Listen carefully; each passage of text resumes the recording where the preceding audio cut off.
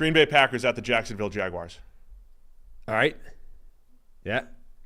Oh, was I supposed to follow up on anything? No. We got to get moving here. Okay. We're like halfway through. There's a lot of games this week. A lot of games this week. Dude, they're making us work harder. Yeah. Here in week 8. Packers at Jaguars, Sunday at 1. Packers favored by 4.5 here. 2-5 Jags against the 5-2 Packers. Jags coming off the good vibes of a win in London. At home. Good vibes in London. Except it wasn't home. It was away for them, technically. Back-to-back London games and no bye for the Jags. It's pretty rough. There was a time where Aaron Rodgers, remember like Aaron Rodgers in Florida was always terrible? No.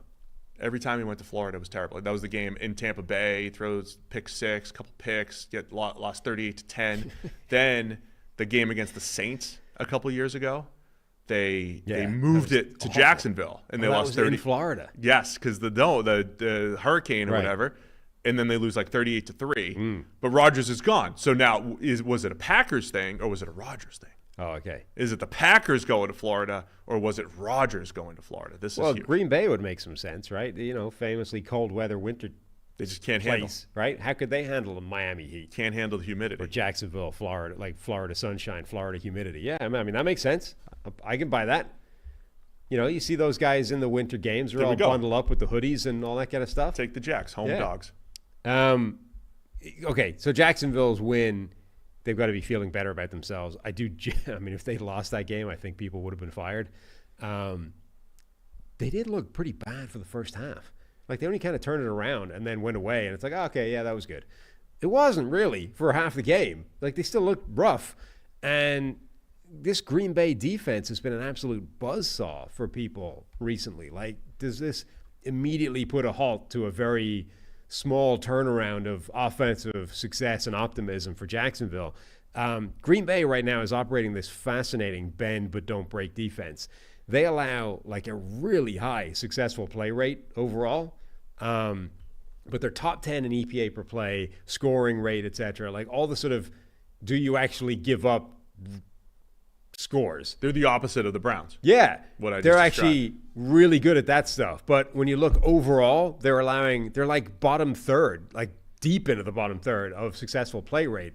On a down-to-down basis, you can have success against this defense, but it's really good at stopping that before it becomes a score. Yeah, I mean, I focused all on the pass game last week and how they shut down the Texans pass game. Yeah. They still gave up like $140 or whatever to Mixon on the ground. Did you see also that they've brought in Robert Saleh? Yes. To work on the offensive side. Yeah. That's A, fascinating, and B, I love that. I love it, yeah. This whole Shanahan tree of coaches. Always want to mix and match that stuff, yeah. This whole Shanahan tree of coaches has been all about cross-training guys, offense and defense, not pigeonholing anybody into one spot. Like LaFleur said, Robert Saleh is one of the greatest defensive minds he knows in the game, and that's why he wants him in the offensive room to help him attack defenses. I love that as a strategy. And I'm going to be fascinated to see if it makes Green Bay's offense even more potent. Are you ready for some statistical malpractice? Always. Okay.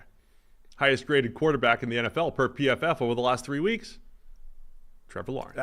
Okay.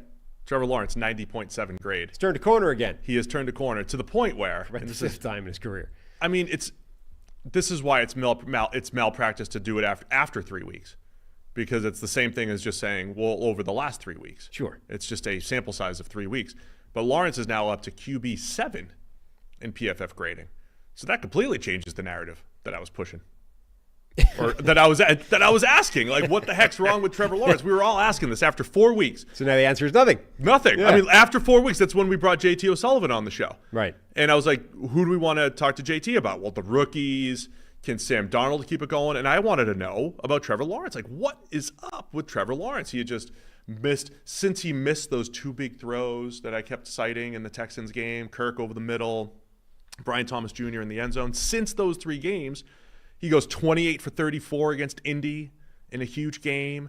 Has a really nice game against the Bears, including multiple drops in the end zone, 4 total drops, even though they lose. And then last week against New England, didn't have to do a whole lot because the run game was dominant. But it does seem like Jacksonville has found a much better groove offensively. Tank Bigsby's running really well. Yeah. Lawrence looks much more comfortable. Brian Thomas Jr. still a very difficult cover. So the offense looking pretty good. The questions for me are the Jags defense, and their bottom 3 defense by most important measures so far this season. Yeah. Well, I think the talent is there for this offense to be very good. I think Evan Ingram coming back has made a difference. It's given them that horizontal underneath option. But he's banged up again. Brian Thomas Jr. can do more than just be a vertical threat as well. I think that also makes a difference the more they lean on him in that area. Tank Bigsby being the bell cow makes a difference because he's significantly better than Etienne right now. So there is a way that they can just lean on these good players and still have a really good functioning offense. Trevor Lawrence looking better, but this is a nasty matchup. Like, this Green Bay defense just made the Texans look terrible on offense. So that's the interesting thing. Like, do they just run into this buzzsaw and immediately go back to looking terrible? And then the other side of the ball, I just don't know how they stop Green Bay. Yeah. Jordan Love, again, fascinating years. He number 1 in both still. Baker was trying to match him. Baker's number 1 in touchdown passes right now, but Love is second with 15, 8 interceptions. I don't think he's been crazy careless with the ball. Hasn't been great, but there's some bad interception luck in there. But I think, Green Bay is doing a really nice job of creating big plays in the pass game, mixing it up with who's creating those big plays, and they're just, remain tough to defend. And I think Love's he's been a little inconsistent this year since battling the injury, but I think he's ready for a run too. This is when he made his run last year. Is that going to happen again? I also love the Trevor Lawrence, Jordan Love matchup generally, right? Just like Love versus Stroud last week, these up and coming, like who are you in the top 5? Are you in the top 8? Where are you from a quarterback standpoint? You get some of that in Lawrence versus Love this week. Yeah. I mean, it's a classic example of just how hard it is to nail. Like, none of these guys are the same player every single year, which we tend to think of them as being. Like, this is just who he is. He's a top X quarterback, but so far this season, Jordan Love has not played the way he did a year ago. Trevor Lawrence has never played the same way he's played previously in his career at any point. Like, it's always a movable. It's a whole bunch of 8-game stretches for Lawrence. It's just always moving for him. Baker Mayfield is similar, except his streaks tend to last a little bit longer. But, all these guys are dynamic. It's changing. It's not locked in where they're going to be. It's one of my favorite matchups of the week, Sam. So let's go Packers favored by 4.5. Where are you going with this one? Going with the Packers. I think they're too good. Didn't I say I never wanted to pick Jacksonville a couple weeks ago?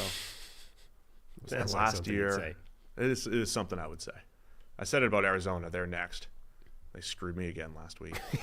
Give me Jacksonville as the home dogs. I'm going to say the Packers traveling to Florida was more than real. It's real. More than a Rodgers thing. It wasn't Rodgers. It was the Packers. Florida sunshine. Yes.